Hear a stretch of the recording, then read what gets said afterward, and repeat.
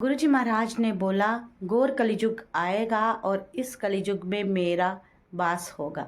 घर घर में मेरा प्रचार होगा, घर घर में मेरे नाम की गद्दियाँ लगेंगी और घर घर में मेरी आजमाइश होएगी। और देखिए संगत जी, आ गया है वो वक्त और आ गया है वो टाइम। कितने ही घरों में गुरुजी महाराज जी ने अपने दर्शन दिए हैं और आजमाया। एक्चुअली लोगों को मैं कहती हूँ आजमाइशें की है कि कौन मुझे किस बिहाफ से किस ढंग से लेता है। तो जय माता दी, जय गुरु जी। और आप बोलेंगे आज कौन सा टॉपिक अनुराधा आंटी लेके आ गई। तो संगत जी, ये मेरा टॉपिक भी है एक तरह से, और मैं इस पर काफ़ी बार बोल चुकी हूँ, लेकिन कुछ संगतों का टॉपिक है। और ये जो वीडियो है आज बड़ी ही ऑन डिमांड वीडियो है और इतनी ज़्यादा इस वीडियो की डिमांड मुझे संगतों ने की है कि अनुराधा आंटी इस टॉपिक पे वीडियो बनाओ, वीडियो बनाओ, वीडियो बनाओ। और मुझे बिल्कुल भी टाइम ही नहीं लग पा रहा था, क्योंकि हर रोज गुरुजी महाराज जी की सत्संग सेवा होती है। लेकिन आज जब मैंने टाइम निकाला है तो सोचा क्यों ना इस टॉपिक पे मैं वीडियो बनाऊँ। तो वीडियो पूरी देखिएगा, क्योंकि इसमें कुछ बहुत ही ज़रूरी बातें भी हैं संगत जी, जो आपके लिए भी वर्क करेंगी। अगर आप भी गुरु शरण में हैं तो कुछ चीज़ों से आप भी बच सकते हो और दूसरों को भी बचा सकते हो। तो क्या है संगत जी आज का टॉपिक? तो आज के टॉपिक में संगत जी गुरुजी महाराज जी के बारे में कुछ बातचीत होगी और कुछ फ्रॉड्स के बारे में बातें होंगी, जो कि बहुत ही इन दिनों चल रहा है। संगत जी, गुरुजी महाराज ने अपने बचनों में ही स्वयं बोल दिया था कि मैं हड्डी और मांस का इंसान बना सामने बैठा हूँ, और लोगों ने तो मुझे इंसान ही समझ लिया। जब रब रूप इंसान का लेके धरती पे आया और लोगों का कल्याण किया, तो सच्ची में लोगों ने उन्हें एक आम इंसान बना के उनका मजाक ही बना डाला। तो आजकल ऐसी चीज़ें बहुत हो रही हैं और घर घर में हो रही हैं। और गुरुजी महाराज ने कहा, जो सच्चे मन से इस घोर कलियुग में एक सच्चाई की राह पर चलेगा तो उसे कलियुग छू भी नहीं पाएगा। और गुरुजी महाराज ने साथ ही में संगत जी ये भी कहा कि मैं सृष्टि के लेखे जोखे को नहीं बदल सकता, लेकिन अगर मेरी कृपा किसी पे हो गई, कोई उस कृपा के काबिल हो गया, तो मैं सृष्टि के उस लेखा जोखा को भी मैं बदल दूंगा। तो अब इत्मीनान से बैठ के इस टॉपिक पे करूंगी मैं बात। तो संगत जी, आज का टॉपिक है कि ये जो फ्रॉड चल रही है, बहुत सारे संगतों की मुझे कॉल्स आती है कि आंटी जी हमें किसी का फ़ोन आया है और वो कह रहे हैं कि हमें चोले की सेवा चाहिए, गुरुजी महाराज जी का चोला बदलना है, गुरुजी महाराज ने 1 महीने से पुराना चोला पहना हुआ है। तो संगत जी देखिए, इस तरह की कॉल्स आती है, फिर वो उनसे पैसे मांगे जाते हैं। तो वो फिर जब पैसे पे कर देते हैं तो सेकेंड टाइम फिर उनसे उम्मीद की जाती है। तो देखिए, इसमें गलत कौन है? मैं तो सही बोलूँ तो गलत आप लोग ही हैं जो पहले पे करते हैं। आप पहले उन्हें खुद दिखाते हो कि आप सेवा दे रहे हो। पहले तो आप खुशी से सेवा देते हो, अब कोई आपसे छीन के तो सेवा नहीं ले रहा ना, है ना। उन्होंने मांगी है और आपने दी है, और जब आपने दी है तो दूसरी बार के लिए भी उनको प्रेरित किया है। तो वो जब सेकंड टाइम मांगेंगे तो आप दोगे, लेकिन जब वो थर्ड टाइम मांगेंगे तो आप मुंह चढ़ा लोगे। तो देखिए, फिर आपने ऐसा काम करा ही क्यों है? जब आपने शुरुआत की है तो फिर आपको भोगना भी पड़ेगा, है ना। लेकिन एक बात मैं आपको बता दूं संगत जी, कोई भी इतना काबिल नहीं है जो गुरुजी महाराज जी को चोला पहना सके। गुरुजी महाराज एक ऐसे अंतर्जामी चोले में है, एक ऐसे अनमोल चोले में है कि उनके चोले को इन आंखों से हम देख भी नहीं सकते। हम सिर्फ और सिर्फ इमेजिनेशन कर सकते हैं, या फिर सपनों में उनको देख सकते हैं, कभी लाल, पीले, नीले, काले, हरे ऐसे चोलों में, है ना। और इस तरह से साक्षात इन आंखों से हम नहीं देख सकते, और ना ही कभी गुरुजी महाराज डिमांड करते हैं, क्योंकि एक इंसान की कोई औकात ही नहीं है संगत जी कि गुरुजी महाराज जी को चोला पहना सके। संगत जी, इधर भी इस घर में भी गुरुजी महाराज जी का दरबार बना हुआ है, आपने भी देखा है। लेकिन 3-3, 4-4 महीने चोले को बदले हुए हो जाते हैं, पर मजाल है कभी गुरुजी ने सपने में भी आके कहा होगा कि तू मेरा चोला क्यों नहीं बदल दिया। क्योंकि संगत जी, मैं जब मेरी पॉकेट मुझे अलो करती है, मैं तभी चोला चेंज करती हूँ, और इस तरह से मैं हर रोज़ चोले नहीं चेंज कर सकती। और फिर बात आती है कि चोलों के रेट्स की, और चोलों के रेट क्या है संगत जी? 30,000, 35,000, 40,000। तो जो संगतें 30-30, 40-40, 50-50 हज़ार का चोले के लिए डोनेशन ले रही हैं, अगर आपकी पॉकेट में 2-4 हज़ार नहीं है, 2-4 हज़ार से भी आप गुरुजी महाराज जी का चोला बना सकते हैं। तो दूसरों के सिर पे डोनेशन लेके आप चोले चढ़ा रहे हो, तो उस चोले चढ़ाने का क्या फ़ायदा है बताओ। हैं, आपने ये जो लोक दरबार खोले हैं तो दूसरे के दम पे चला रही हो, तो फिर क्या फ़ायदा है।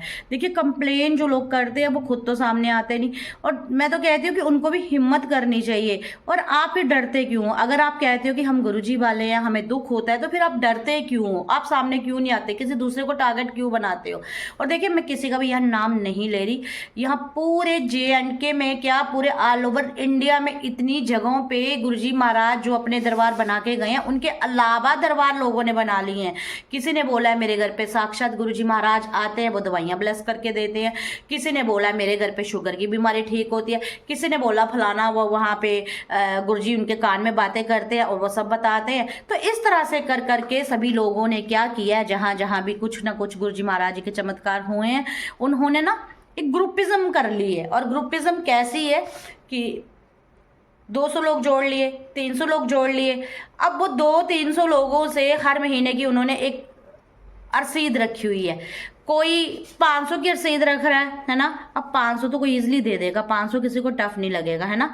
तो जब 200 बंदा 500 रुपये देगा, है ना, तो मेरा थोड़ा मैथ वीक है, मेरे ख्याल से लाख रुपया ईजिली बन जाएगा एक महीने में, है ना। और हर महीने वो जब अपने घर पे सत्संग कराएगा, इस बात को समझिएगा, सोचिएगा, आप ही की पॉकेट से जा रहे हैं और कितने ऐसे पैसे चले गए हैं। अगर आप खुशी खुशी दे रहे हैं तो भाई हमें कोई प्रॉब्लम नहीं, आप दीजिए। देखिए, गुरुजी महाराज तो क्या, सारे देवी देवताओं को हमें अपना एक कहते हैं कमाई का 10वां हिस्सा जरूर ऐसी जगह पे लगाना चाहिए जहां आपको सुख और सुकून मिलता हो।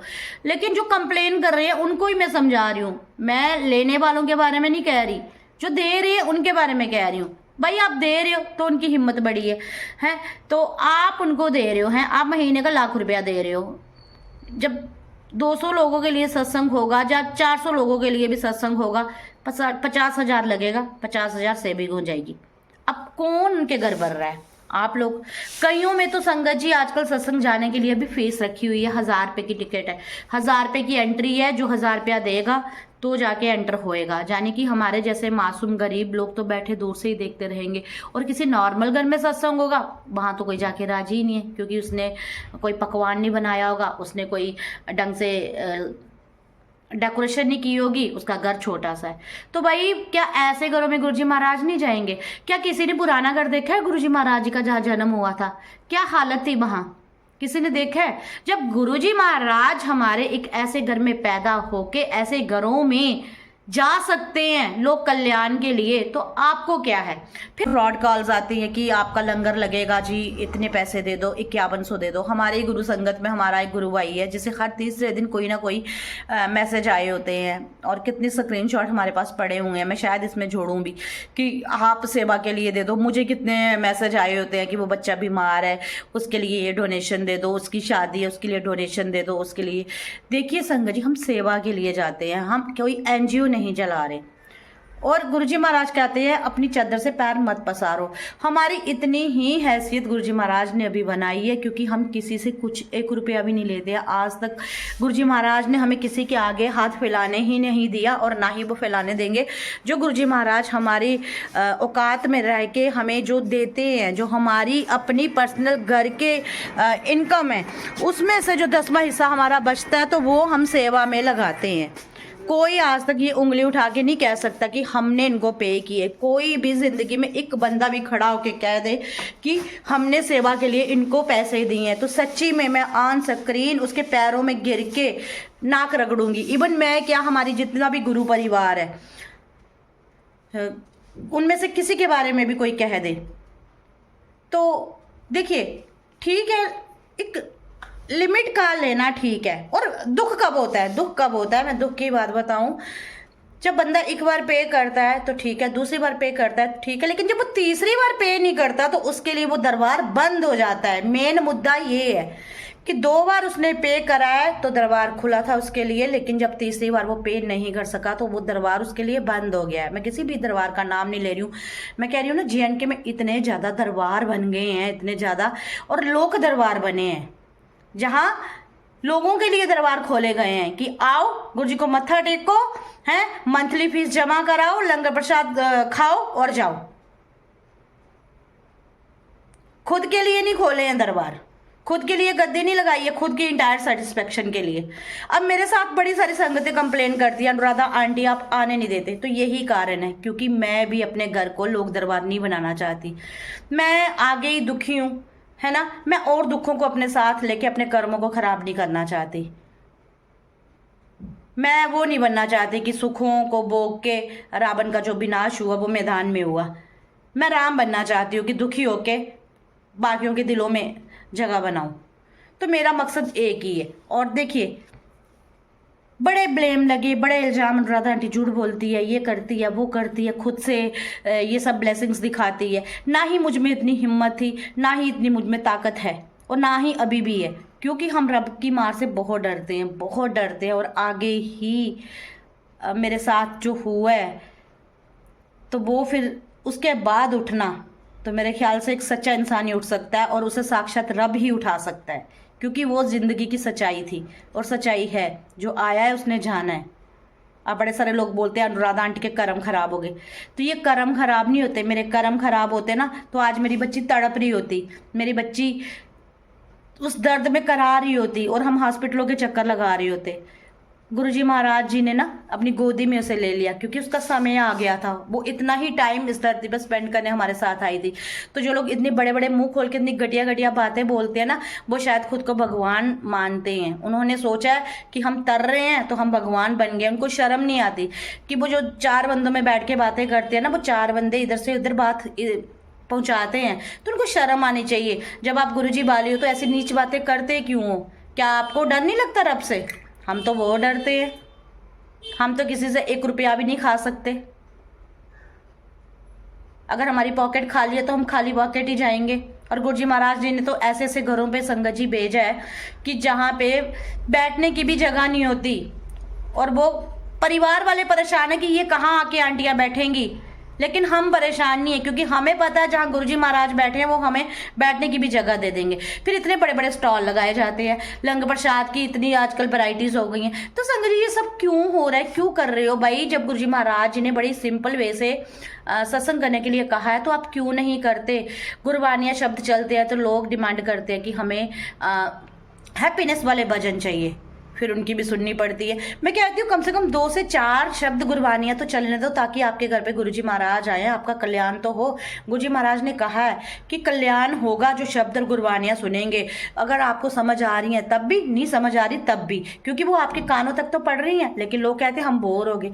तो देखिए, गुरुजी का सत्संग हमें बोर होने के लिए नहीं करवाना है, हमें अपने घर को, अपने परिवार को ब्लेस कराने के लिए करवाना है। मैं जानती हूँ इस वीडियो के बाद पता नहीं कितने कितने और ऑप्शन उठेंगे, लेकिन देखिए मैं इस राह पे जब से निकली हूं ना, तो भले ही मैं अकेली पड़ जाऊंगी, लेकिन जो सत्य है वो सत्य में कह के रहूंगी। और जिसको बुरा लगेगा तो यकीनन वो ऐसा ही होगा, वो ऐसा करता होगा, इसीलिए उसे बुरा लगेगा। और दूसरी बात, मैंने किसी का भी पर्टिकुलर नाम नहीं लिया है। मैंने कहा है बहुत सारे दरबार बन गए हैं, और जहाँ जहाँ लोग दरबार बने हैं वहाँ वहाँ यही तमाशा हो रहा है। देखिए संगत जी, बहुत सारे लोग कहते हैं कि फलानी जगह से हमें फ़ोन आया, आपकी अरदास लगेगी, आप 1100 पे कर दो, आप पेटीएम कर दो 2100, आप 3100। तो देखिए, अरदास बिना मोल के लगती है, और आप किसी को क्यों कहते हो लगाने के लिए? मैं बारंबार बोलती हूँ गुरुजी से आप अपना डायरेक्ट कनेक्शन बनाओ, गुरुजी आपको सुनते हैं। लेकिन आप लोग मानते ही नहीं हो, आप दूसरों पे ज़्यादा ट्रस्ट करते हो। कितने लोग तो मुझे भी बोलते हैं अनुराधा आंटी अरदास लगाओ, लेकिन हम नहीं बोलते कि आप पैसे पे करो। हमने यही समझाया होगा कि भाई आप हमें क्यों बोल रहे हो? जो गुरुजी महाराज आपके मुंह से सुनेंगे, जो आप गुरुजी महाराज को अपनी तकलीफें सुनाओगे, आपके हिस्से की तकलीफें अगर मैं गुरुजी महाराज को सुनाऊंगी तो गुरुजी महाराज नहीं सुनेंगे। आप डायरेक्ट बोलिए, डायरेक्ट कहिए, गुरुजी के वचन पढ़िए। गुरुजी के वचनों में लिखा है, गुरुजी महाराज जी ने साक्षात, कि मैं आपके दिल की हर बात को जानता हूँ। बताने की भी जरूरत नहीं है, बस सिर झुकाएं, गुरुजी महाराज आपका पूरा ब्यौरा पढ़ लेंगे। लेकिन वो तभी पढ़ेंगे जब तक आप गुरुजी महाराज जी के स्वरूप को एक पिक्चर या फोटो नहीं मानेंगे। आप सोचेंगे कि नहीं ये इसमें साक्षात गुरुजी महाराज जी का बसेरा है, तो तभी सुनेंगे। तो देखिए, कोई जल प्रसाद की सेवा बिना जाने बिना पहचाने किसी को मत दें। हाँ, अगर आपके नेबर में कहीं भी कोई सत्संग है, तो कोई कैपेबल नहीं है, कोई कराना चाहता है, किसी की इतनी हिम्मत नहीं है कि वो अकेले मैनेज कर सके, तो आप उसमें हेल्प करें। बाकी जो बड़े बड़े आप दान दे रहे हो, 30-30, 40-40 हज़ार के चोलों में पैसे लगा रहे हो, तो वो आपका लगाना व्यर्थ है। वो क्यों व्यर्थ है? मंथली जो पे कर रहे हो वो भी व्यर्थ है। क्यों व्यर्थ है? अरे वही किसी गरीबों को बांटिए ना, वो जो भूखे भूखे लोग मर रहे हैं, अनाथ लोग मर रहे हैं। जब बुजुर्गों को दीजिए ना, जो अनाथालय में बैठे हुए हैं, जिनके जवान बच्चे उनको त्याग के चले गए हैं, ऐसे लोगों की मदद करिए ना। कितने भूखे बच्चे सड़कों पे आज भी आपको मिलेंगे, कितने भूखे। अपाइजों को दान करिए ना, ताकि हमारा अगला भी कल्याण हो अगले टाइम का। तो देखिए, खुद अपना ध्यान रखिए। और किसी भी टॉपिक पे अगर आप सच्ची में सच्ची संगत हो गुरुजी महाराज जी की, तो फिर आप खुद ही बोलिए, डरिए मत। क्या कर देगा इंसान? क्या कर देगा? आपके खिलाफ साजिश रचेगा तो रचने दीजिए ना। रब से बड़ा कोई साजिश रचने वाला है? जब रब की साजिशें चलेंगी ना, तो सब डरे के डरे रह जाएंगे। डरिए मत, बेखौफ होके भक्ति की राह पे चलिए और डर के बुराइयों से रहिए। अच्छाई के लिए बेखौफ रहिए जब तक आप अच्छे हैं। खुद को खुद अपना हाथ खींचिए, रज्जों को ना रजाओ, भूखों को रजाओ। और बाकी मैं आपसे माफ़ी मांगती हूँ, आप चाहे नाराज हो चाहे खुश हो। मैं आज तक मुझे नहीं अच्छा लगता कि यहाँ पे भी वो लोकाचारी शुरू हो जाए और मेरा भी शायद दिमाग ऐसा हो जाए। मुझे लगता है जब लोग आपके घरों में आना शुरू हो जाते हैं ना, तो शायद आपका दिमाग ही वैसा हो जाता है। तो मैं अपने घर पे गुरुजी महाराज जी के साथ बहुत खुश हूँ, चाहे दुख में हूँ चाहे सुख में हूँ, मैं बहुत खुश हूँ। मैं इसे लोक दरबार नहीं बनाना चाहती। मैं आपके घर में साक्षात गुरुजी विराजमान है। जिस तरह से यहाँ बैठे हैं या जिस तरह से औरों के घर पे बैठे हैं, आपके घर में भी बैठे हैं, लेकिन आपने महसूस ही नहीं करना है उनको। आपने जगह जगह ढूंढना है उनको। बाकी गुरुजी महाराज ने सत्संग की सेवा दी है, जहाँ जहाँ भेजेंगे वहाँ वहाँ जाएंगे। जो जो गुरुजी महाराज कराएंगे वो करेंगे, लेकिन किसी का व्यर्थ का फ़ायदा नहीं उठाएंगे, किसी को सताएंगे नहीं, किसी की निंदा नहीं करेंगे, किसी की चुगली नहीं करेंगे। और ये जो आज के टॉपिक पे बात हुई है, ये निंदा या चुगली नहीं है, ये एक ज़रूरी टॉपिक है जिससे अवेयर करना है हमें लोगों को। क्योंकि लोग तड़प रहे हैं, लोग डर जाते हैं जब उनसे कहा जाता है कि आप इस तरह की सेवा नहीं दोगे तो आपके साथ ऐसा होगा। अरे आप इंसानों के कहने से डर रहे हो। इंसान किसका सगा हुआ है? इंसान के कहने से कुछ नहीं होगा। और जब गुरुजी के नेगेटिव मैसेज लोग एडिट करके डालते हैं ना, तो उनसे मत डरिए, वो लोगों के मैसेज हैं, गुरुजी के नहीं है। गुरुजी हमेशा आशीर्वाद देते हैं ऐसे। आपने सुना है ना, एक कोडी सेवा की गुरु दरबार लई, उस कोडी ने भी पाग गुरांदे लाए हुए ने। तो गुरुजी महाराज एक कोडी सेवा करने वाले के भी बाग जो हैं इतने लगा देते हैं। तो गुरुजी आस्था के भूखे हैं, प्रेम के भूखे हैं, प्यार के भूखे, आपकी भाव के भूखे, आपकी भावना के भूखे हैं। उनको धन दौलत नहीं चाहिए, उनको चोले महंगे महंगे नहीं चाहिए, उनको पकवान नहीं चाहिए। और हाँ, मेन बात, आजकल ट्रेंड हो गया है जी, सुनने में आया है कि गुरुजी महाराज का प्रसाद खड़े होके खिलाओ जी। भाई क्यों? किसी शादी फंक्शन में आए हो? गुरुजी महाराज का लंगर प्रसाद हमेशा बैठ के ही खिलाएं, बैठ के ही परोसें। हाँ, किसी के घर में बहुत बड़े ओकेजन की खुशी में वो सत्संग करा रहे हैं और गैदरिंग बहुत ज़्यादा है और आपके लिए बहुत टफ हो रहा है और बहुत ज़्यादा बूफे सिस्टम चल रहा है, तो फिर गुरुजी से क्षमा मांग के इतनी चीज़ें अगर आप नहीं परोस सकते और संगतें कुछ ज़्यादा खाना चाहते हैं, तो बैठे बिठाए उनके हाथ में कड़ा प्रसाद देकर फिर आप वो इजाज़त उनको दे सकते हो। लेकिन हमेशा अगर आप कहोगे कि सत्संगों में खड़े हो के ही खाना है, तो भाई फिर आप सत्संग मत करिए, मत करिए। आप पार्टी एंजॉय कीजिए, फंक्शन एंजॉय कीजिए। आप सत्संग वाले बंदे नहीं हो। छोड़ दीजिए ये मोह माया, छोड़ दीजिए ये चीज़ें।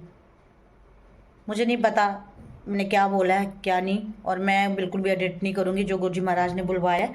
तो बस बी अवेयर, खुद को खुद संभालिए, अपना ध्यान खुद रखिए, अपने घर खाली करके लोगों के घर मत भरिए। गुरुजी कभी नाराज नहीं होंगे। गुरुजी इससे नाराज होंगे जब आप लोगों के घर भरोगे, और गुरुजी इससे आपको आशीर्वाद देंगे जब आप अपना सोचोगे।